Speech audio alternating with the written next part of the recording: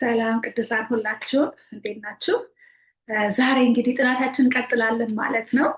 ፊልጵስዩስ መጽሐፍ ጀምረን ነበረ። ምዕራፍ 3 ነበር የጨረስነው። አብራችሁ ተከታተሉ የነበራችሁ ዛሬ መጨረሻ ምዕራፍ አብረን እንመለከተዋለን። ምዕራፍ 4 ነው ዛሬ የምንጀምረው። ሙሉን አንመለከተውም። ከቁጥር 1 እስከ 9 ያለውን የምንመለከተው። ስለዚህ ሁልጊዜ እንደምላችሁ እንደማሳስባችሁ መጽሐፍ ቅዱስ ይዛችሁ ተከታተሉኝ። ይጠቅማችኋል፣ ለህይወታችሁ መንፈሳዊ ህይወታችሁ በጣም ይረዳችኋል ብዬ ነው እንግዲህ እግዚአብሔር መንፈስ ቅዱስ አሳስቦኝ ይሄንን ጥናት ከፊታችሁ ይዤ የቀረብኩት ማለት ነው። እና ስለዚህ በተከታተሉ መጽሐፍ ቅዱስ ይዛችሁ። ስለዚህ እስቲ አብረን ሁላችንም አሁን ወደ ጥናታችን እንመለስ። በፊልጵስዩስ ወንጌል ምዕራፍ 4 ከቁጥር 1 እስከ 9 ያለውን አብረን እንመለከተው። ሁልጊዜ እንደምናደርገው እያንዳንዱን የምንመለከተው እያንዳንዱ ቁጥር ነው የምናየው። አዲስ የሆናችሁም እንግዲህ ከዚህ በፊትም ያላያችሁም የመጀመሪያ ጊዜ የምትከታተሉ ካላችሁ ሁሉንም ያስተማርኩት በጠቅላላ ቪዲዮ ዛሬ ያለላችሁ ታገኙታላችሁ። ታች ተመልሳችሁ በደንብ ስሙት፣ አጥኑት፣ ይጠቅማችኋል፣ በደንብ እንዲገባችሁ ይረዳችኋል። እና እስቲ አሁን ቀጥታ ወደ ቃሉ እንሄድ። ከቁጥር 1 ጀምሮ ምዕራፍ 4 ከቁጥር 1 ያለውን አብረን እንመልከት። እንደዚህ ይላል። ስለዚህ የምወዳችሁና የምናፍቃችሁ ወንድሞቼ፣ ደስታዬና አክሊሌ የሆናችሁ እንዲሁም ወዳጆቼ ሆይ በዚህ ሁኔታ በጌታ ጸንታችሁ ቁሙ ይላቸዋል። እዚህ ላይ እንግዲህ ጳውሎስ አጠገባቸው አይደለም ይህን ሲጽፍላቸው፣ የደብዳቤ የጻፈላቸው ነው። እሱ ያለ ቦታ ሮሜ ነው እንደምናውቀው። እስር ቤት ነው ያለው፣ የቤት እስር ቤት ነው ያለው እና እዚህ ላይ በጣም እንደሚወዳቸው እና ፍቅሩ በጣም ስለነሱ ያለው ፍቅር በጣም እንደሚወዳቸው ነው እዚህ ላይ እንግዲህ የሚገልጠው። የምወዳችሁ ናቸው፣ የምናፍቃችሁ፣ በጣም ናፍቆታል እንዳለው መጀመሪያ ክፍሉ ስንመለከት ጳውሎስ ይሄንን ቤተክርስቲያን ሲመሰርት ወንጌል ሲገባ ማለት ነው በፊልጵስዩስ ባሉበት ሰዎች መሀል ወንጌል ሲገባ 10 ዓመት ሆኖታል። ወንጌል ከሰሙ እሱን ካገኙት እና አሁን ካለበት ይህን ደብዳቤ ሲጽፍ 10 ዓመት ሆኖታል። ስለዚህ ካያቸው በጣም ቆይቷል ማለት ነው እና ይነግራችኋል። እንደሚወዳችሁ ደግሞ አይተነዋል። ደግሞ እንዴት እንደሚወዳችሁ ይህ ሁሉ የሚጽፈው በፍቅር ነው የሚጽፍላቸው። እንዴት እንደሚጸልይላቸው አይተና እየመከራቸው ነው። ልክ እንደ መንፈሳዊ አባታቸውም እንደ በጌታ ወንድማቸውን በደንብ እየነገራቸው ነው። በቃ ህይወታቸው እንዲጠነክር ከጌታ ቤት እንዳይርቁ ነው ይህን የሚጽፍላቸው። እና ምን ይላቸዋል? ደስታዬና አክሊሌ የሆናችሁ ይላቸዋል። እንግዲህ አክሊል ምን ማለት ነው? እዚህ ላይ ደስታ የሚለው ምንድን ነው? ምክንያቱም እሱ የደከመበት የለፋበት ነው። ለወንጌል እንኳን በእነሱ ምክንያት እንኳን እስር ቤት ገብቷል። እንደምናውቀው አንዷ ሊዲያ ናት ሴት ጌታን የተቀበለችው። ቀጥሎ ደግሞ እንደዚሁ ጠንቋያም አይተነዋል በደንብ በጥልቁ። ለዛ ነው ምዕራፍ 1 መግቢያውን ሄዳችሁ አድምጡት ምላችሁ እና በዛ ምክንያት በወንጌል ምክንያት በጣም ብዙ እሱ ተሰቃይቷል። እንደምናውቀው እስር ቤት ገብተዋል፣ ተገርፏል፣ ምን ብሏል እና ለእነሱ የደከመበት ስለሆነ ይህ አክሊሉ ነው የሚቀበለው። ምዕራፍ 3 ላይ ላስት ታይም እንዳየነው በቃ ሩጫዬን ፈጽሜያለሁ የሚለው ክርስቶስ ያስቀመጠኝ አክሊል እንደምቀበል ማለት ነው። እና ወንጌል ስናሰራጭም ስንሰብክም ስንልም ዝም ብለን አይደለም። አንድ ቀን ይሄ አክሊላችን ምንድነው? ሰው ወደ ክርስቶስ ሲመጣ ነው። እግዚአብሔር ቃል ምን ይላል? አንድ ሰው በጌታ ሲድን በሰማይ ምን ይሆናል? ደስታ ይሆናል ይላል። አንድ ሰው ስለዳነ ብቻ በቃ ክርስቶስ የሚደሰተው በዛ ነው። ለእኛም የሞተልን በዚህ ምድር ሰው እንዲድን ብቻ፣ ሌላ ዓላማ የለውም። ክርስቶስ ለገንዘብ አይደለም፣ ምንም ነገር አይደለም የጠራን፣ ለሀብት አይደለም፣ ለምድራዊ ነገር ለማጠራቀም አይደለም። የሰራው እሱ ነው፣ የሰጠን እሱ ነው፣ እውቀቱ የሰጠን ሁሉ ነገር። በቃ ይሁን አለባበስን ብትሉት ገንዘብ ከየት መጣ ካላችሁ እግዚአብሔር ነው። እሱ እውቀቱና እንትኑን ባይሰጠን ውስጥ ደግሞ ባይሰጠን እኛም ራሳችን አናውቅም። ልጆች ነን በጌታ አይን፣ እኛ ልጆች ነን፣ የእግዚአብሔር ልጆች ነን እና ልክ ህፃን ልጆች እናትና አባታቸው ከሌሉ በጣም ይከብዳቸዋል አይደል? የሚበሉትን አያውቁም። በቃ የሚያስተምራቸው ሰው ያስፈልጓል። እና እሱ ነው እንግዲህ የክርስቶስ ዓላማ ለእኛ ማለት ነው። ካለሱ እኛ ምንም አይደለንም። ግን እዚህ ላይ የሚነግራቸው ወንድሞች ይላቸዋል። ምክንያቱም ልክ እንደ ወንድም ነው የሚያቸው። ይህ የሚያጠቃለው ሴቶችንም ወንዶች የሚያጠቃለው በጌታ ያሉትን ነው። መጽሐፍ ቅዱስ ሁሉ ጊዜ ወንድሞች ሲል በጌታ ያሉትን ነው የሚናገረው እንጂ ዓለማዎች አይደለም። እና እናውቃለን ቤተክርስቲያን እንደሆነ ይሄ መጽሐፍ የሚነበበው ማለት ነው። ይሄ ደብዳቤ የሚነበበው እና ከዚህ የሚላቸው በዚህ ሁኔታ በጌታ ጸንታችሁ ቁሙ ይላል። ጳውሎስ ሁል ጊዜ ሲናገር የእሱ ኃይልና ችሎታ የሚመጣው በደንብ የሚያረጋግጥልን ለእነሱም እንዲያውቁት የሚፈልገው ይህ የሚገኘው በጌታ እንደሆነ ጸንቶ የቆመበት ምክንያት በጌታ ነው። ብዙ ነገር አልፏል። አሁን እስር ቤት ያለበት ሁኔታ አይመቻችም፣ በጣም ይከብዳል። ግን እንደዛ የጸናው ይሄ የደስታ ደብዳቤ የሚባለው ደስታ ሁሉ ያገኘው ጸንቶም የቆመውም ክርስቶስ እንዳይክድ ያደረገው ለምንድነው? በማን ነው? በጌታ ነው። ሁሉ ነገር እኛ የምናደርገው በጌታ ነው። ክርስቶስም ሲናገር ዮሐንስ ወንጌል ላይ ካለ እኔ ምንም ልታደርጉ አትችሉም ማለት፣ ካለ እሱ ምንም ልናደርግ አንችልም እና ሁሉ ጊዜ ያስታውሳቸዋል። ይሄ ደስታችሁ የሚገኘው በጌታ ይላቸዋል። እንደዚሁም ጸንታችሁ በማን ቁሙ ይላቸዋል? በጌታ ቁሙ ይላቸዋል። ዛሬ የያዘን ነገር ምንድን ነው? ለብቻችን መስራት ስንጀምር ነው። ካለ ጌታ ለብቻችን ማድረግ ስንጀምር ነው መቆምና መንጻት ማንችል። ምንም ነገር ወንጌል ስንሰብክም ሆነ ቤተክርስቲያን ስንሰራም ሆነ በቃ የክርስትና ህይወት ከክርስቶስ ጋር ነው። በቃ ለዛ ነው ክርስቲያን ይባላል። ክራይስት አለው እዛ ላይ የክርስቶስ ተከታዮች ምንባል ለዛ ነው። ካለሱ ምንም ልናደርግ አንችልም እና በክርስቶስ ነው ጸንተን የምንቆመው። እነዚህ ሰዎች እንዳልኩት መግቢያው ላይ እንዳየነው እነሱም አንዳንድ ነገር የደረሰ በወንጌል ምክንያት እነሱም ሬዚስተንት ደርሶባቸዋል። ፕሮሲኪሽን እየደረሰባቸው ነው። ደግሞ ሁላችን የምናልፈው ነገር ነው። ብዙ ፈተና አለብን። ከእምነታችን የሚያስወጣ ነገር ይመጣል። በእነሱም በእምነታቸው ላይ የመጣ ነው።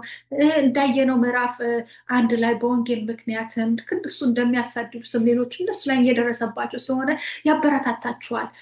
በእሱም ደግሞ ተስፋ እንዳይቆርጡም ነው እዚህ ላይ የሚነግራቸው። ምክንያቱም ያውቃል ሁኔታውን። ምዕራፍ 3 ላይ በደንብ በጥልቁ አይተነው ያለበትን ሁኔታ የት እንደሆነ እናውቃለን። እና እነሱም ስለሱ አስበው ነው ከመካከላቸው አንደኛ ወንድማቸውን የላኩት ወደ እሱ ማለት ነው። እና ስለ እሱ ሁኔታ እንዲያውቁ ነው። እና በቃ በሱ ምክንያትም ዲስካሬጅ እንዳይሆኑ እነሱም ከእምነታቸው እንዳይወጡ ምን ይላቸዋል? በዚህ ሁኔታ በጌታ ጸንታችሁ ቆሙ። ዛሬ በህይወታችን በእምነታችን ሊያስወጣን ሊያስለቅቀን የሞከረ ነገር ካለ ዛሬ ጳውሎስም እግዚአብሔር የሚያሳስበን ምንድነው? በቃሉ የሚያሳስበን በጌታ ጸንተ መቆም እንዳለብን። እኛ በጌታ ጸንተ መቆም ምንድነው? አንደኛ ነገር በጌታ በዚህ ፊት ክርስቶስን ከማውቃችን በፊት የነበረን ኑሮ እንኳ ስናስብ እንዴት ክርስቶስ ከጨለማ ወደ ብርሃን እንዳወጣን እስከ አምላክ እንደሆነ በዛ ላይ መደገፍ መቻል ማለት ነው። እንዴት ነው ይህን የሚያደርገው? የሚቀጥለው ይነግረናል በደንብ። እስቲ እንቀጥለው። የእሱ ምክር ምንድን ነው? ጸንቶ ለመቆም እና እንዴት ነው በዚህ ምድር ላይ ክርስቶስ ተከታዮች ለመሆን የሚያስፈልጉን ነገሮች የሚለውን ደግሞ በደንብ ዘርዝሮ ይነግራል። ይሄ አዲስ አሁን የምንመለከተው ቁጥር 2 ቀጥሎ እስከ መጨረሻው ሀሳቡን ያጠነቃቀቀ ነው ያለው። ምንም አዲስ ሀሳብ አይደለም ያመጣው። ከዚህ በፊት የሚያየነው ሀሳብ ነው፣ ግን በደንብ በግልጡ ደግሞ የጻፈበትን ምክንያትና ዓላማውን ደግሞ ይነግረናል። እና እስቲ እንመለከተው። የጳውሎስ ምክር ምንድን ነው? ጸንቶ ለመኖር ከእምነታችን እንዳንወጣ እንዳያደርጋቸው ምንድን ነው ያላቸው? እንቀጥል እስቲ። በጌታ አንድ ልብ እንዲኖራችሁ አውዲያንን እለምናለሁ ይላል። ስንጤኪንንም እለምናለሁ ይላል። እና እዚህ ላይ ሁለት ሰዎች ናቸው እዚህ ላይ የሚጠቅሳቸው ሴቶች ናቸው። እንግዲህ ምንድን ነው የሚላቸው? እነዚህ ሰዎች ስማቸው ይባላል አውዲያን ሴንጢኪኒም፣ ይቅርታ እንግዲህ ትንሽ ፕሮናንሴሽን ላይ እለምናለሁ ይላል። እና የለመናቸው ነው ምን እንዲሆኑ? በአንድ ልብ እንዲሆኑ ማለት ነው። ምን ሆኖ አንድ የተፈጠረ ነገር አለ። ከዚ በፊትም አንዳንድ ነገሮችን በአንድነት እንዲሆኑ እንዲስማሙ እያለ ስማቸውን ሳይጠሩ ግን ከመጀመሪያ ጀምሮ ሀሳቡ እየነካ ነው የሄደው። አሁን ግን በደንብ ይጠራቸዋል። አሁን እንግዲህ አስቡት፣ ይሄ መጽሐፍ ፊልጵስዩስ መጽሐፍ ደብዳቤ ነው አልኳችሁ። ለእኛ እንደዚህ ሆኖ መጽሐፍ ቅዱስ ተባለ፣ አንድ መጽሐፍ ሆነልን እንጂ እነሱ አንድ ቤተክርስቲያን አባያት ደብዳቤ ደርሷቸው ከጳውሎስ ከመንፈሳዊ አባታቸው ተብሎ በጉባኤ ፊት የተነበበ ነው ያለው። እና እነዚህ ሁለት ሰዎች ስም ይጠራል። እስኪ እናንተ ስም እዛ ውስጥ ቁጭራችን እናንተ ስም ቢጠራ ምን እንደምታስቡ እራሳችሁ ታውቃላችሁ። እና በጥሩ ልብ ነው የጻፈው። ግን እስቲ አስብ፣ በመካከል እንግዲህ አለመግባባት አለ ማለት ነው። በእነዚህ ሁለት ሴቶች መካከል የማይግባቡበት ምክንያትን በደንብ አይነግረንም። በጥልቁ ጳውሎስ እንደዚህ ነው ችግራቸው አናውቅም። በእነዚህ እንግዲህ ስናነበው መጨረሻ በትንሹ እንግዲህ አንዳንድ ነገሮችን አስምሽን መውሰድ እንችላለን፣ አስዩም ማድረግ እንችላለን። እና ግን አይነግራቸውም። ግን ምን ይላቸዋል? እለምናችኋለሁ። ስማችሁ እየጠራ ምንድን ነው የሚላቸው? በጌታ አንድ ልብ እንዲኖራችሁ ካላቸው ዳሚስ በጌታ አንድ ልብ የላቸውም። ያተስማሙበት ነገር አለ ማለት ነው። እና ያግባባቸው ነገር አለ። ዛሬ ቤተክርስቲያን ውስጥ ብዙ ነገር ሊያግባባን ይችላል። ከአጠገባችን ያለው ወንድምና እህት ላንስማማ እንችላለን በተለያየ ነገር። ሁሉ ነገር እዚህ ላይ የሚላቸው በጌታ አንድ ልብ ይኖራችሁ ይላቸዋል። እና እንደዚህ ሲላቸው ምን ማለት ነው?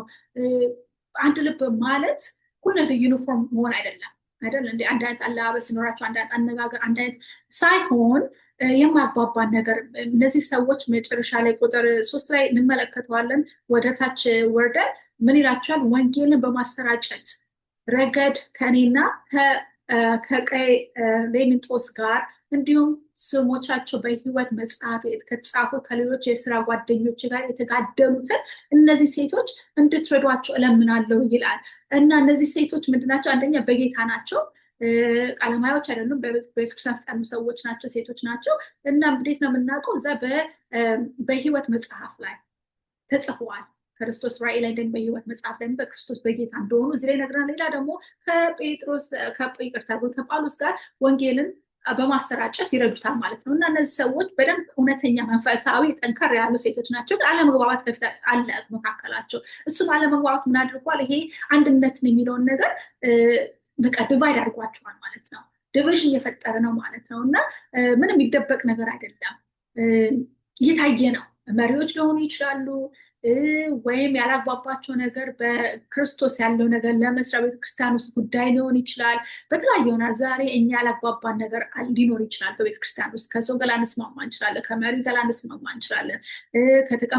ዛሬ ምንድን ነው ያላግባባን ነገር፣ ያላስማማን ነገር ምን አለ? አንዳንዶቻችን ቤተክርስቲያን ጥለን የወጣን ሰዎች አለ። ምክንያቱም ስላልተስማማን፣ አንድ ሰው ባለው ነገር አልተስማማንም ይሆናል። ወይም ፓስተሮች ወይም ሊደሮችን በቤተክርስቲያን ውስጥ የወሰኑት ውሳኔ ወይም ያደረጉት ነገር ሊያስማማን ይችላል። ግን እዚህ ላይ ምንድን ይላቸው? በጣም ይመክራቸው ምንድን ነው?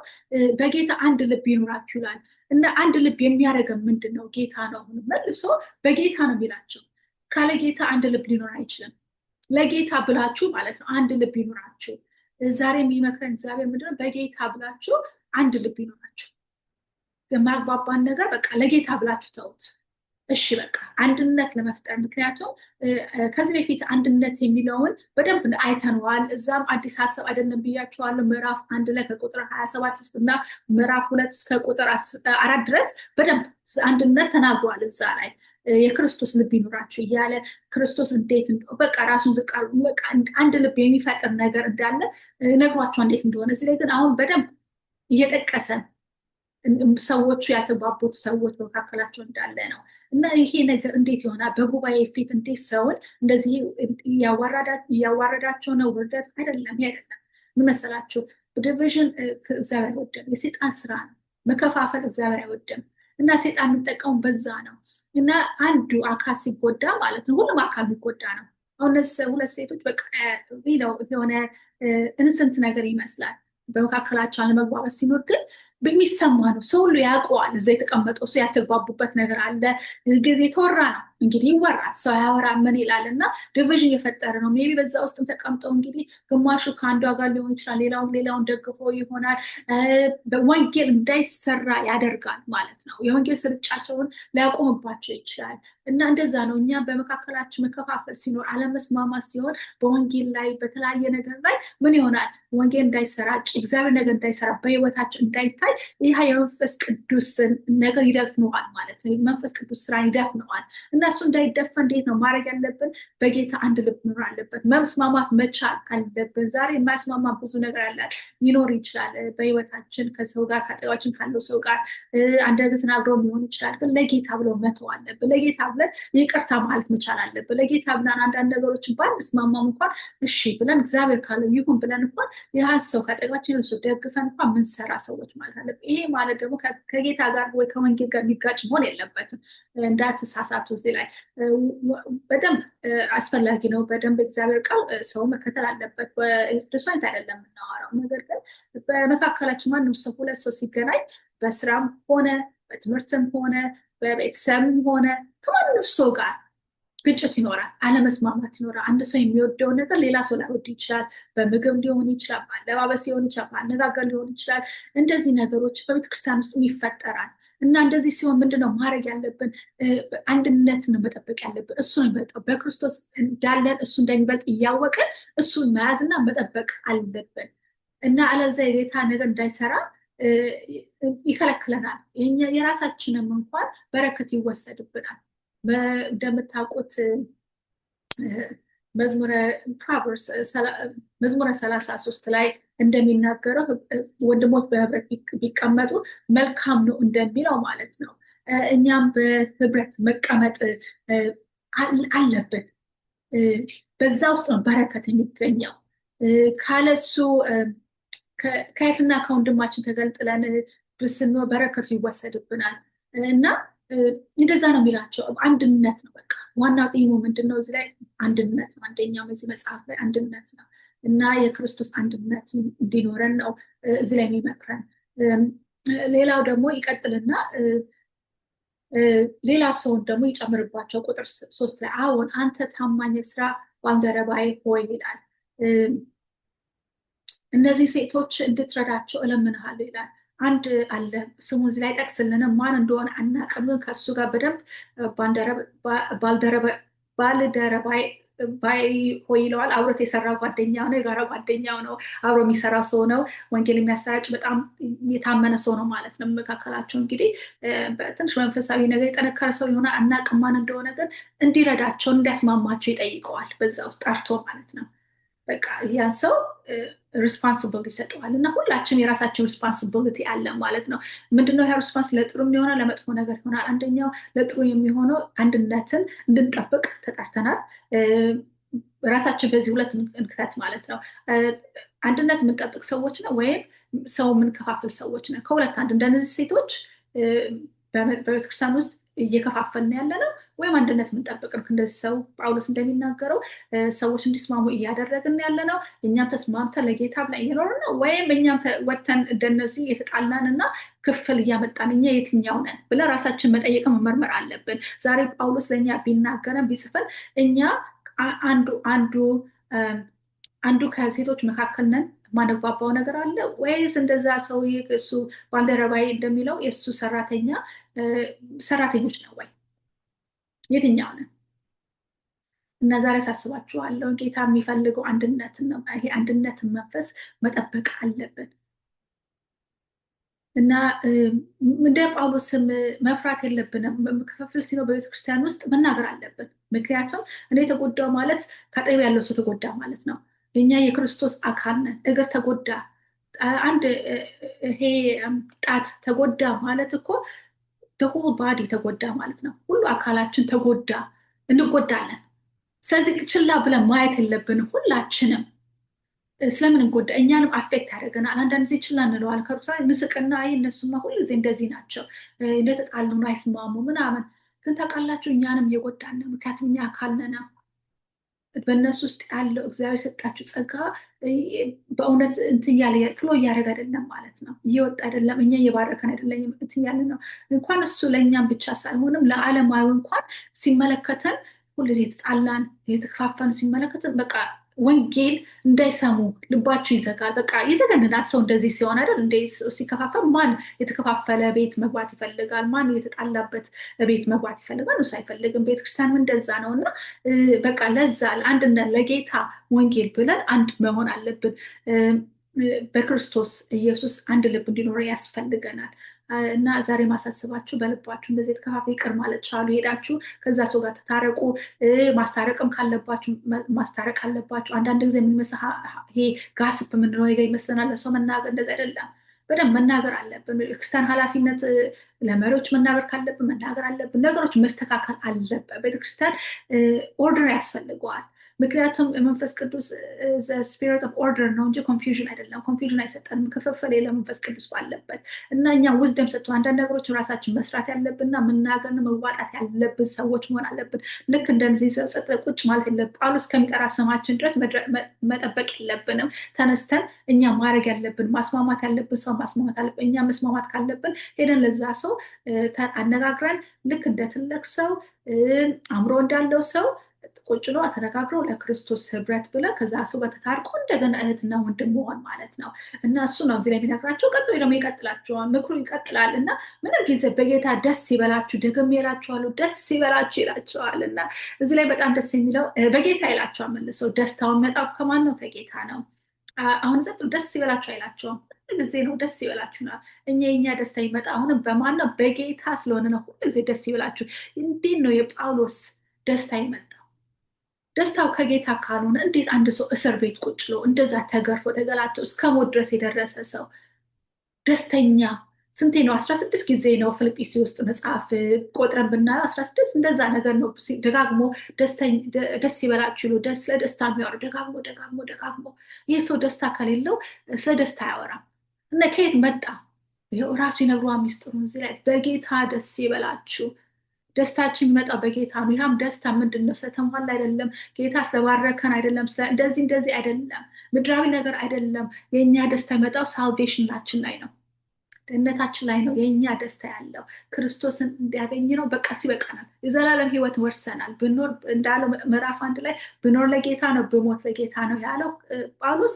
ለዛም ደስተኛ ሆነ። በዚህ ምድር ላይ ቢያጣ ቢሞላ፣ የሚቀጥለው ሳምንት እንመለከተዋለን። ደስተኛ ነኝ ይላል።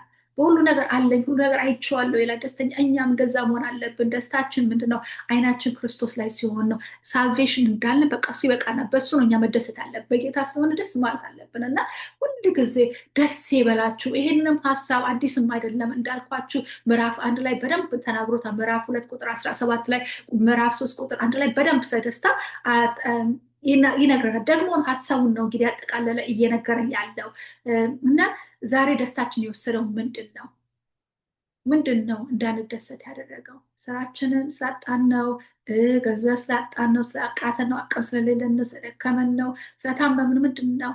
ጳውሎስ ብዙ ነገር አልፏልና አሳስባችኋለሁ፣ በጌታ ሁል ጊዜ ደስ ይበላችሁ። በማን? በጌታ ነው ያልኩት። በሌላ ነገር ደስታችን ከመጣ ያ ነገር ሲወሰድብን ይጠፋ። ክርስቶስ ግን አይወሰድብን፣ ዘላለማዊ ነው ክርስቶስ።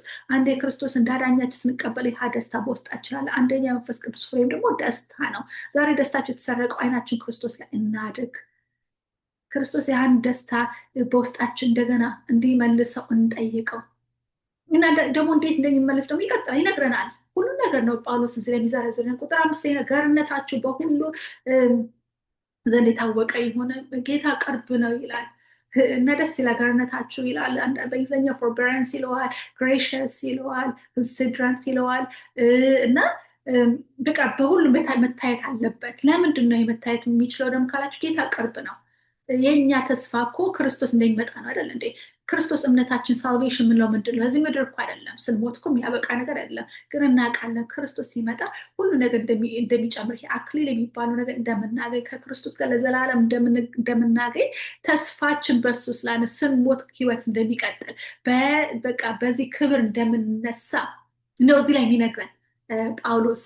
እና ለምንድን ነው ደስተኛ መሆን ያለብን? ለምገርነታችን ዘንድ የታወቀ መሆን ያለበት ጌታ ቅርብ ስለሆነ እየመጣ ነው ማለት አልዘገየም፣ አሁንም ደርሷል። ክርስቶስ የማታውቁ ሰዎች ይሄ ወንጌል ለእናንተ ነው። ዛሬ ክርስቶስ እየጠራችሁ ነው። ይሄ እውነተኛ ደስታ የጠፋባችሁ ሰዎች ምንድን ነው? ከየት ነው የማገኘው?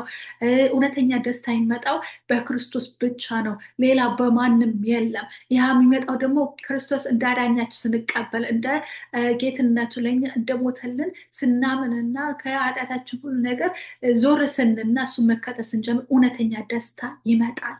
ማነው ሰው የማይሰርቀው? ማነው ሰው የማይወስድብን? በዚህ ምድር ብቻ ሳይሆንም ከዚህ ምድር ስንለይ ይህ ደስታ አብሮን የሚኖር ነው፣ ዘላለማዊ ነው። ምክንያቱም ይህ ደስታ ክርስቶስ ነው እና ጌታ ቅርብ ነው ይለናል። ቁጥር 6 ላይ በነገር ሁሉ በጸሎትና በምልጃ ከምስጋና ጋር ልመናችሁን በእግዚአብሔር ፊት አቅርቡ እንጂ ስለማንኛውም ነገር አትጨነቁ። ከማስተዋል በላይ የሆነ ቁጥር 7 የእግዚአብሔር ሰላም ልባችሁና አሳባችሁ በክርስቶስ ኢየሱስ ይጠብቀዋል እና እዚህ ላይ በምንም አትጨነቁ ይላቸዋል። በምንም አታስቡ ይላቸዋል። እነሱ የሚጨነቁበት ብዙ ነገር አለ። ከዚህ ቤትም ሀሳቡን አይተነዋል። አንደኛውም በእሱ ምክንያት የተጨነቁ ነው። ጳውሎስ ደህና ነው ወይ እያሉ ቼክ ያደርጉታል፣ ይጠይቁታል። የላኩትም ሰውም ኤፍሪጤጦስም አሞት ነበረ፣ በዛም ተጨንቋል። በራሳቸው ህይወትም በተለያየ ነገር የተጨነቁ ነው ያሉ። በሚበሉትም በሚጠጡትም ይሆናል። አንዳንድ ሰዎችም በራሳቸው ፐርሰናል ላይፍም እያለፉ ነው ይላቸው። ግን ሚስጥሩ ምንድን ነው? እዚህ ላይ በምንም አትጨነቁ ይለናል። ይህ አዲስ ሀሳብ አይደለም፣ ክርስቶስ ራሱ ነግሮናል። ማቴዎስ ምዕራፍ 6 ላይ ቁጥር 35 ላይ በምንም አትጨነቁ ብሎ ደጋግሞ 3-4 ይነግረናል። እዛ ክፍል ላይ መጨነቅ የሌለብን ነገር ላይ ያሳየን። አንደኛ የሚያሳየው አትጨነቁ ሲለን አፕዝር ኦፍ ፌት ነው። እምነታችን ከክርስቶስ ላይ የውላችሁ እምነታችን ከክርስቶስ ላይ ሲነሳ፣ አይናችን ከክርስቶስ ላይ ሲነሳ መጨነቅ እንችላለን። መጨነቅ ምንም ማለት ነው? መጨነቅ ማለት ስለ ፊውቸር ማሰብ ነው፣ ስለሚመጣው ነገር፣ ስለ ነገ ነገር። ነገ ምን ይሆናል? ምን ይከሰታል? ዛሬ ስራ አጥቻለሁ፣ ነገ የምከፍለው ነገር የለኝም፣ የምበላው ነገር የለኝም፣ የምጠጣው ነገር የለኝም። ምንድነው የምሆነው? ልጆች ያላችሁ ሰዎች ልጆች ምንድነው ሆኖ ይሆኑብኛል? የት ይደርሳሉ? ፋሚሊ ደግሞ እናቴ አባቴ ታሞ ይሆናል እያልን ምንጨነቅ ሰዎች ይሄ ምንድነው? አይናችንን ከክርስቶስ አንስተናል ማለት ነው። ምን ማለት ነው? ክርስቶስ ለእኔ አያስብም እያለ ነው። ክርስቶስ ለእኔ ግድ አይለውም፣ እንትን አይልም፣ አያስብም። ግን ቃል አንደኛ ጴጥሮስ ምዕራፍ 1 ላይ እሱ ሁሉ ስለእናንተ ያስባል ይላል። የሚያስጨንቃችሁ ሁሉ ለእሱ ላይ ጣሉት፣ ምክንያቱም እሱ ስለእናንተ ያስባል ይለናል። እና እግዚአብሔር ለእኛ ያስባል። ምዕራፍ 6 ላይም እንደዛ ነው ያለን ኢየሱስ። አትጨነቁ ይላል። በምትበሉ በምትጠጡት በምትለብሱት አትጨነቁም ይላል። የሰማይ ወፎች ተመልክቷቸው አይሰሩም አይደክሙም፣ ግን የሰማይ አባታቸው ይመግባል ይናገራል፣ ምሳሌ እያስነሳ።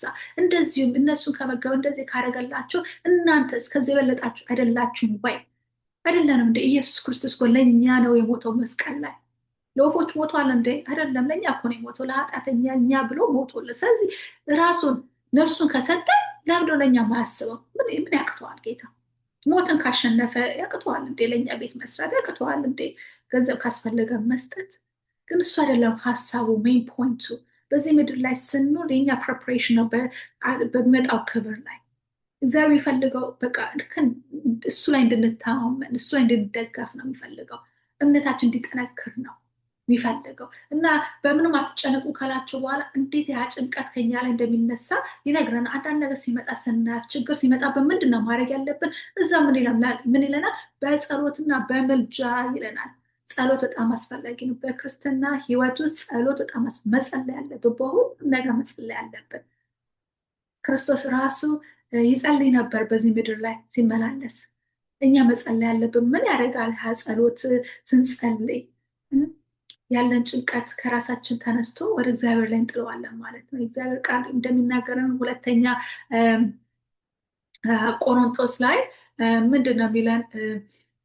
የሰውንም ሀሳብ በእግዚአብሔር እውቀት ላይ የሚነሳውን ክፉ ያለውን ነገር ሁሉ እናፈርሳለን ይላል። የሰውን ሀሳብ ክፉነት ከእግዚአብሔር ቃል የሚበልጠውን ከክርስቶስ መስቀል የሚበልጠውን እናፈርሳለን። ቀጥሎ ክርስቶስን ለመታዘዝ አእምሮን ሁሉ እንማርካለን ይለናል። በቃ ይህን አእምሯችንን በቃ ክሊር ፒውር እንዲያደርገው ንጹህ እንዲያደርገው ወደ ክርስቶስ እንትንለዋለን ማለት እንሰጠዋለን ማለት በጸሎት በፊቱ እንቀርባለን ማለት ነው። እና በቃ ይሄ መጨነቅ የሚለው በጣም በቃ ዌይት ዳውን ያደርገናል። ራሳችንን በቃ አንዳንድ ጊዜ እንኳን እንዳናስብ ያደርገናል። ህመም እንኳን ያመጣብናል፣ ብዙ ነገር ያመጣብናል።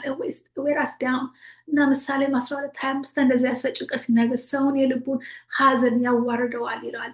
እና የልቡን ሀዘን ዌይት ዳውን ያደርጋል። ይሄ በቃ ያዋርደዋል፣ ወደታች ያደርገናል፣ ዝቅ ያደርገናል፣ በደንብ እንዳናስብ ብዙ ነገር ያደርገናል። እና ይህ ሶሉሽኑ ምንድን ነው? ጸሎት ነው። ወደ ጌታ ማምጣት ነው ነገሩን። እንዴት ነው ምናምን? በጸሎት ነው ከጌታ ጋር የምንገናኘው። ቀጥሎ በምልጃ ይላል፣ በመጠየቅ ነው እንግዲህ ከሱ ጋር እና ከምስጋናም ጋር ልመናችሁን ይለናል። ከምስጋና ጋር ነው እግዚአብሔር ማመስገን። እግዚአብሔር ማመስገን ማለት እግዚአብሔር እኔ ታምንሃለሁ፣ አንተ ሁሉ ትችላለህ ማለት ነው። ምንም አያቅትም፣ ይሄ ችግሬ ለአንተ ቀላል ነው፣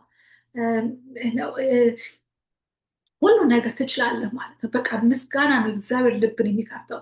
ግን እግዚአብሔር ያውቃል እኮ አያውቅም ማለት አይደለም። የምናልፈው ግን እንድናመሰግነው ይፈልጋል። ስናመሰግነው ነገሮቻችን ይከፈት፣ የተዘጋው በር ሁሉ ይከፈትልናል። ያላሰብነውን ነገር ሁሉ ጌታ እንድናስብ ያደርገናል። የሚያስፈልገን ነገር እግዚአብሔር ያሳየናል። ይሄ ማለት ምን ማለት ነው? ችግር በኛ አይመጣም ማለት አይደለም። ችግር ያባራል ማለት አይደለም። ወይም ችግራችን እንድንረሳ አይደለም። እሱም እግዚአብሔር የሚናገርን ከእግዚአብሔር ላይ መተማመንን እንድንችል፣ እሱ ሁሉን ቻይ አምላክ ነው እና ከእሱ ጋር ሁሉ ነገር ያስችለናል ማለት ነው። እንችለዋለን። እግዚአብሔር ደግሞ ሁሉ ሰጪ ነው አይደለ? እንደ አባት ልጁን ምግብ ስጠኝ ቢለው ድንጋይ የሚሰጠው ሰው አለ? ዳቦ ስጠኝ ቢለው ድንጋይ የሚሰጠው አለ? ምድራዊ አባታችሁ ሁሉ ነገር ከሰጣችሁ የሰማይ አባታችሁ ከዚህ የበለጠ ያደርግላችኋል ብሎናል ክርስቶስ። እና በቃ ይሄ ለእሱ በጣም ቀላል ነው። እና ትጨነቁ እያላቸው ነው። እና በቃ መልሱ እዚህ ላይ ነው የኛ መልስ። ይሄ ጭንቀት የሚያስለቅቀን ምንድነው? በምስጋና ነው። ጸሎታችን ልመናችን ይዘን በቃ በምስጋና ወደ እሱ ፊት መቅረብ ማለት ነው። እና ከዛ ምን ይሆናል? ያው ስንጸልይ ውስጣችን ሰላም ይመጣል ማለት ያ ጭንቀት ወጥቶ ሰላም እግዚአብሔር ይሰጠናል ማለት እዛ ላይ ከማስተዋል በላይ ይለናል። ከኛ ማስተዋል በላይ surpasses our understanding። እንዴት ነው ሰው ተጨንቆ ምንም ነገር ሁሉ ነገር አልቆበት ደስተኛ ሰላም የሚያገኘው? በቃ በክርስቶስ በጌታ ነው። በቃ ከማስተዋል በቃ ራሳችሁ እንዴት ይሆናል እስከምትሉ ድረስ ያ ሰላም በውስጣችን ይሆናል። ጳውሎስ እስር ቤት ሆኖ ነው ይህን የሚጽፍላቸው። እስር ቤት ሆኖ ሰላም ያለው እንዴት ይቻላል? አይቻልም ካለ ክርስቶስ ካልሆነ በስተቀር። ከኛ አልፎ ነው እግዚአብሔር ሰላም የሚሰጠን። ኢየሱስም አለ የሚሰጣችሁ ሰላም እዚህ ዓለም የሚሰጣችሁ ሰላም አይደለም አለ። የተለየ ሰላም ነው፣ ሁሉ ጊዜ ከኛ ጋር ያለ ሰላም ነው እዚህ ላይ የሚሰጠን ማለት ነው። እና ይቀጥላል። ልባችሁንም ሀሳባችሁን በክርስቶስ ኢየሱስ ይጠብቃል። ምን ያደርጋል? ልባችሁን ይጠብቃል፣ ሀሳባችሁን አእምሯችሁን ይጠብቃል። በቃ ዋናው እሱ ነው። ያም ደግሞ ምንድነው የሚቀጥለው? ይነግረናል። እንዴት ነው የሚጠበቀው አእምሯችን? እንዴት ነው የሚናው? ደግሞ የሚቀጥለው ደግሞ ቁጥር 8 ላይ ከኛም ደግሞ ተግባር ማድረግ ያለብን አንዳንድ ነገሮች አሉ። ሁሉ ነገር እግዚአብሔር መልስ ሰጥቶናል። በመጽሐፍ ቅዱስ መልስ አለው እዚህ ላይ የተጻፈ ሁሉ ነገር እና ቁጥር 8 ላይ በመጨረሻ ወንድሞች ወይ እውነት የሆነውን ሁሉ፣ ክብር የሆነውን ሁሉ፣ ትክክል የሆነውን ሁሉ፣ ንጹህ የሆነውን ሁሉ፣ ተወዳጅ የሆነውን ሁሉ፣ መልካም የሆነውን ሁሉ፣ በጎነት ቢሆንም ወይ ምስጋና እንደ እነዚህ ስላሉት ነገሮች አስቡ ይላቸዋል። ስለምን? ስለእነዚህ ነገሩ በጎነት ፕሬስ ወርድ የሆኑትን ነገር ጥሩ ነገር አስቡ እያላቸው እግዚአብሔር ፕሮሚስ አስቡ፣ ጊዜ የተናገራችሁ ነገር አስቡ ማለት ነው። አንዳንድ ጊዜ በምስጋና በምልጃ ጥያቄያችን ሰጠን እግዚአብሔር ሰላሙ ሰጥተን ተመልሰ አእምሮ መለወጥ ከሌለ የምናስባቸው ነገር ተመልሰ ስለ ጭንቀቱ ያለፍንበት ችግር ከሆነ አልወጣንም ማለት ነው። ልክ እንደ እስራኤላዎቹ ከኢጅፕት እንደወጡ ስትል ወጥተውም እንኳን አእምሯቸው ስላተቀየረ እዛ ምድረ በዳን የቀሩት ወጥተው ከኢጅፕትም ማለት ነው ከግብፅ ወጥተው ያው ናቸው። አእምሯቸው ስላተቀየረ ዛሬ አእምሯችን እንዲታደስ ክርስቶስ እንድንመስል ነው የሚነግረን። እንዴት ነው የምንታደሰው? ሮሜ ምዕራፍ 12 ቁጥር 1 በአእምሯችሁ ተለወጡ እንጂ ይህችን ዓለም አትምሰሉ እንደሚለን በአእምሮ ነው። እዚህ ነው የሚጀምረው ነገር፣ እዚህ ነው የሚጀምረው። አስተሳሰባችን የሚወስነው እንዴት አኗኗራችን አስተሳሰብ የሚጀምረው፣ አካሄዳችን አስተሳሰብ የሚጀምረው፣ እንዴት እንደምናስብ ሁሉም ነገራችን እዚህ ነው የሚጀምረው። ስለዚህ ከዚህ መለወጥ አለበት። እንዴት ነው ካላችሁ እነዚህ ነገሮችን እውነት የሆነውን ነገር ይሄ ከየት ነው እውነት የሚመጣ? ከቃሉ ነው። ሌላ እውነት የለም እዚህ ዓለም። አብሶሉት ትሩዝ የለም፣ ፍጹም እውነት የለም ከመጽሐፍ ቅዱስ ውጭ። ሰው እንደሚያውቀው በራሱ አስተዳደግ በራሱ እንደተማረው በሕግ በመሰረት በሁሉም ነገር እውነት ብሎ የያዘው ነገር አለ። እሱ እውነት ሊሆን ይችላል በሕግ በሰው አካሄድ ማለት ነው። እውነት ግን ከዚህ ነው። ይሄ ነው እውነተኛ አብሶሉት ፍጹም የሆነ እውነት ግን መጽሐፍ ቅዱስ ነው። ለዛ ነው እግዚአብሔር እውነተኛ ፍጹም ጃጅ የሆነው መጨረሻ የሚፈርደው ፈራጅ፣ ፍጹም ፈራጅ እግዚአብሔር። ምክንያቱም እውነት የሚያውቅ እሱ ብቻ፣ የሰው ልብ የሚመረምር እግዚአብሔር ብቻ፣ የሰው ልብ የሚያውቅም እሱ ብቻ፣ ሌላ ማንም ሰው አያውቅም እውነተኛ። ስለዚህ እኛ ለዛ ነው አትፍረዱ የተባልነው። ምክንያቱም እኛ የሰው ልብ አናውቅም፣ እውነት አናውቅም፣ እንደምንሰማው ነው። ፍርድ ቤትን ብትሄዱ እንኳ የሚፈርዱትን በምንድን ነው? አንዳንድ ኤቪደንስ አምጡ ይሏቸዋል አይደል? እነሱ ስላልነበሩ ስለ መፍረድ አይችሉም፣ አያውቁትን ያላዩትን ነገር። እግዚአብሔር ግን ከእሱ የሚደበቅ ምንም ነገር የለም። ስለዚህ እውነተኛውን የሆነውን ነገር እንወቀው። ምንድነው እውነት የሚለው? ስለኛ የሚናገረው እግዚአብሔር ምንድነው የሚለውን ነገር እዚህ ላይ ነው። እንደዛ ሲሆን ምን ይሆናል መሰላችሁ? ይህንን ነገር ማሰላሰል ስንጀምር የእግዚአብሔር ቃል በእውነት ልባችንና አእምሯችን መግዛት ሲጀምር እሱን እየመሰልን እንሄዳለን፣ ክርስቶስን እየመሰልን እንሄዳለን ማለት ነው። ቀጥሎ ክብር የሆነውን ነገር ማሰብ አለብን። ጥሩ የሆነውን ነገር፣ ክብር ያልሆነውን ነገር ማስወገድ አለብን። ውሸት የሆነውን እውነትን ያሰብን ውሸት ያልሆነ ከአእምሯችን ማስወጣት አለብን። ሰጥሮ በክርስቶስ ኢየሱስ ስም እያልን አይደለም ይሄ ነገር አእምሯችን የሚቀየረው። በክርስቶስ ኢየሱስ ስም እያልን አይደለም። አንዳንድ ነገሮች አሉ፣ መንፈሳዊ ነገሮች አሉ፣ ባንዴጅ የምንላቸው ነገሮች አሉ። በመንፈሳዊ ዲሊቨረንስ የሚያስፈልገን ሰዎች ሊሆን ይችላል። እሱ መጸለይ ያለበት ነገር ነው። ሌላው ግን ዲሊቨረንስ የሚመጣው ግን ይሄንም የፈለገ ነገር ቢሆን ይሄን ነገር ግን እውነት ነው። እውነት የሆነውን ነገር ማሰብ አለብን። ውሸት የሆነውን ነገር መተው አለብን። ክቡር የሆነውን ማለት ነው። ንጹህ የሆነውን ማሰብ አለብን። ክብር ያልሆነውና ቆሻሻ የሆነውን ነገር መተው አለብን። ትክክል የሆነ ማሰብ፣ ትክክል ያልሆነ ነገር ከአእምሯችን ማውጣት አለብን። በቃ ይሄን ማወቅ አለብን። እንደዚህ ነው አእምሯችን መታደስ የሚችለው። ውሸት የሆነ ነገር ሲመጣ እውነትን ማሰብ አለብን፣ ማሰላሰል አለብን። ልክ ያልሆነ ነገር ሲመጣ ትክክል ያልሆነ ነገር ሲሆን ትክክል የሆነውን ነገር አእምሯችን ቶሎ ብለን ቀይረን ማሰብ አለብን። እንደዚሁም ክብር ያልሆነ ነገር በአእምሯችን ሲመጣብን ክቡር የሆነውን ነገር ማሰብ አለብን ማለት ነው። ቀጥሎም ንጹህ ያልሆነ ነገር ሲመጣ ንጹህ ማሰብ አለብን። ተወዳጅ የሆነውን ነገር ተወዳጅ ያልሆነ ነገር የሚጠላ ነገር በአእምሯችን ሲመጣ እሱ ተወዳጅ የሆነውን ነገር ማሰብ እና ማሰላሰል። እንደዚህ መልካም ያልሆነ ነገር በአእምሯችን ሲመጣ መልካምን ነገር ማሰብ አፕዝት ማለት ነው። ተቃራኒ የሆኑትን ነገር እዚህ ላይ የተጻፈውን ነገር እግዚአብሔር ቃል የተጻፈውን ነገር ተቃራኒ ነገር በአእምሯችን ሲመጣ ያንን ነገር ሪፕሌስ አድርገን በእውነት በክብር ይሄ እነዚህ ነገሮች አሁን የተናገርነው በእግዚአብሔር ቃል ላይ አእምሯችንን ማደስና ሪፕሌስ ማድረግ አለብን ማለት እና እንደዛ ነው አእምሯችን የሚታደሰው። እግዚአብሔር ያለን ሰው መሆንና መድረስ የምንችለው እንደዛ ስንሆን ነው። ክርስቶስን መምሰል የምንችለው እንደዛ ነው እና በጎነት ቢሆነው ወይም ምስጋና እንደነዚህ ስላሉት ነገሮች አስቡ ይለናል። እነዚህ ነገሮች እንድናስቡ የታዘዝ ነው። ዛሬ አእምሯችን የያዘው ምንድን ነው? አእምሯችን ፊል ያደረገው የሞላው ምንድን ነው? በቃ እንድንተኛ ያስቸገረን፣ በቃ እንድንጨነቅ ስለ ፊውቸር ወይም ስለ ስራ መቼ ነው ስራ ማገኘው፣ መቼ ነው እዚህ የምደርሰው፣ በቃ መጨነቅ ማለት እሱ ፊውቸር ነው ብለናል እና መቼ ነው ማገባው፣ በቃ እንደዚህ ነው ይሄ የሚለው ነገር ከዛ ማውጣት አለብን። እግዚአብሔር የሚለው ምንድን ነው? እሱ ስለኛ ያስባል የሚለው አይደል? እኛ የልብ ምሻታችን ይሰጣል የሚለው እና እነዚህ እውነት የሆኑትን ነገር በእኛ እሱን ያሰላስልን እምነታችን ክርስቶስ ላይ ማለት እንደዛ ራስን እስቲ ሞክሩትና አእምሯችሁ ደስታችሁ ሲመለስ ትመለከታላችሁ፣ ሰላማችሁ ሲገባ ታያላችሁ። ይሄ ነው በቃ ሚስጥሩ። እና የጳውሎስም ስላወቀው እሱም በዛ ስለሚኖር ነው የሚጽፈው፣ ያልኖረበትን አይጽፍም። እና ቀጥሎ ይቀጥልላቸው ምን ብሎ ይደመድማል? ቁጥር 9 ላይ ከእኔ የተማራችሁትን ወይም የተቀበላችሁትን የሰማችሁትን ወይም ያያችሁትን ማናቸውም ነገር አድርጉ፣ የሰላም አምላክ ከእናንተ ጋር ይሆናል ይላል። እና እሱ ራሱ እንደ ምሳሌ ራሱን አድርጎ ከዚህ በፊት ክፍል እንዳየነው ምዕራፍ 2 ኢየሱስን አንስቶ ሌላ ሰው አንስቷል። አሁን ደግሞ ራሱን አንስቶ እኔ የምነግራችሁ እኔ ያላረኩት ነገር የለም፣ እኔ ያረኩትን እያያችሁ አድርጎ እያላቸው ነው። እኔ ምሳሌያችሁ ልሁን፣ አይታችሁኛ እንዴት በደስታ እንደምኖር። ያው እስር ቤት ቁጭ ብዬ ደስተኛ ነኝ፣ የጻፍኩላችሁ ነው። ስለዚህ ማድረጓን አድርጉ ይላችሁ። የሰማችሁትን ወይም ያያችሁ ማንኛውም ነገር አድርጉ። እኔ ያስተማርኳችሁ ነገር ችላ አትበሉት፣ ፕራክቲስ አድርጉት ነው። ወንጌልን ይሄንን መጽሐፍ ቅዱስ ፕራክቲስ ማድረግ አለብን፣ መመላለስ አለብን። ጸጥሎ ማንበብና እሑድ ጠዋት መሄድ አይደለም ቤተክርስቲያን፣ ያለውን የእግዚአብሔር ቃልን ማድረግ እሱ ነው እግዚአብሔር የሚፈልገው። ክርስቶስ የተናገረውም እሱም ደቀ መዛሙርት የምታውቁት እነዚህ እነማን ናቸው? ቃሉን ሰምቶ የሚያደርጉትን ነው አለ። እና ቃሉን ሰምቶ መስማት ብቻ ሳይሆን ማድረግ ነው። እና ጳውሎስ ምሳሌያችሁ ነኝ፣ እኔ ወንጌልን ቃሉን ተከትዬ እንደምከተለው እናንተን ደግሞ ያያችሁ የሰማችሁ ያደረኩትን አድርጉ ይላቸዋል። ምሳሌያችሁ ነው። እና ምን ይሆናል? ከዛ ስታረጉ ፕራክቲስ ስታረጉ ማድረግ እግዚአብሔር ቃል ፕራክቲስ ማድረግ ስትጀምሩ የሰላም አምላክ ከእናንተ ጋር ይሆናል። ያው ሰላም አምላክ ይሏል። ይሄ ሰላም ጨምሯል።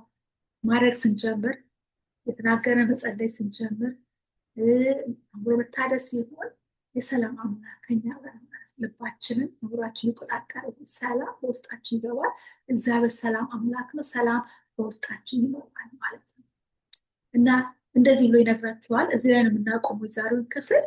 ሌላ ሀሳብ ስላለ እዚህ ላይ ነው የምናቆመው እና የሚቀጥለው ሳምንት እንደመድበዋለን። ምዕራፍ 4 ክፍል ሁሉ ጨርሳለን። ፊልጵስዩስ በጣም አጭር መጽሐፍ ነው ብያችኋለሁ። ምዕራፍ 4 ምዕራፍ ብቻ ነው ያለው እና የዛሬ ሳምንት እንዳመልጣችሁ እንድትከታተሉ አሳስባችኋለሁ። ምስ አታድርጉት። ጌታ ደግሞ ይረዳናል። አብረን እንመለከተዋለን ምን ደግሞ ሌላ ምክር እንደሚጨምርላቸው የመጨረሻው ምስጋናና እንትን ፋይናል እንትን ይነግራቸዋል ማለት ነው። ምስጋናውን ይነግራችኋል ማለት ነው። እና አሳስባችኋለሁ እንዳትቀሩ ተከታተሉን። አዲስ የሆናችሁም ዛሬም ገብታችሁ ያዳመጣችሁ ከተባረካችሁበት ብዙ ትምህርት አስቀምጥላችኋለሁ፣ ሄዳችሁ ማየት ትችላላችሁ። ከዚህ በኋላ እንቀጥላለን። ሌላ መጽሐፍ እናያለን። ለፋሚሊያችሁ፣ ለቤተሰቦች፣ ለጓደኞች፣ ለሁሉም ይህንን መልዕክት አስተላልፉ። ዛሬ ብዙ ደስታ የጠፋበት ህዝብ አለ። በጣም ወንጌል መደረስ አለበት። ክርስቶስ ከሌለው ሰው ሰላም የለውም። ክርስቶስ ከሌለው ደስታ የለውም፣ እውነተኛ የለውም። ከውጭ ሊያስመስል ይችላል ግን አይደለም። ምድራዊ ነገር ሁሉ ነገር ለጊዜያዊ የሚጠፋ ነገር ነው። ሰው ደስተኛ የሚሰጥ እውነተኛ ደስታና ሰላም የሚመጣው በክርስቶስ ብቻ ስለሆነ ይህን ወንጌል እንድታስተላልፉልኝ አሳስባችኋለሁ። ሌሎች ሼር በማድረግ ተባበሩኝ። ፋሎ አድርጎ ሰብስክራይብ አድርጎ ፌስቡክ ላይ ታገኙኛላችሁ ዶክተር ሩት ከበደ ሚኒስትሪስ ብላችሁ እና በቃ እሱን ላሳስባችሁ በጣም ደስ ብሎኛል አብራችሁ ስለተካፈላችሁ ጌታ አብዝቶ ይባርካችሁ እንደገና ደግሞ በሚቀጥለው ሳምንት ደግሞ መጨረሻውን ክፍል አብረን ተገናኝተን እናየዋለን ማለት ነው ጌታ አብዝቶ ይባርካችሁ ሰላም ዋሉ